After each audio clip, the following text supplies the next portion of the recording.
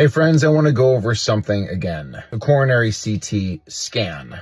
The coronary CT scan, or as I call it, the coronary CT scam, is not saving anyone's life. If they found an 80% and 90% blockage on that scan, and then you received a stent or bypass of that blockage, I'm going to repeat, your life was not saved.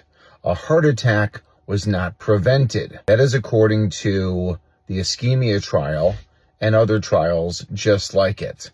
And I'll put more into the captions section. But don't think that it saved your life.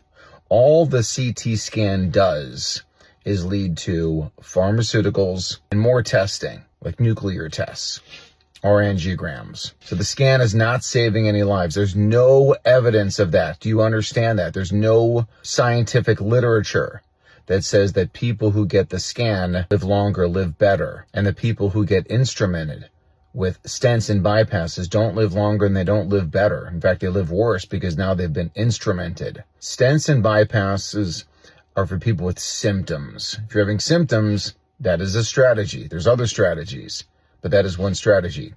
But don't think that the stent saved your life when it came from a coronary calcium scan. I know it's difficult to consider, and the cardiologist told you differently even, but the cardiologist was misleading you. This kind of God complex, this bravado of the doctor, but it's not true. Your life was not saved. There's no evidence of that.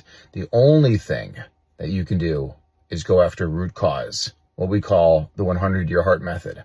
Thrival nutrition, thrival lifestyle, thrival mindset, thrival ultra diagnostics, and biohacking, evidence-based supplements, etc. So read more in the captions, and I'll even put in my #1 recommended test. If you want to look at cardiac risk, then you can change your thrival nutrition, lifestyle, mindset. You can change all that and actually lower your oxidative stress and measure it very quickly just based on these changes.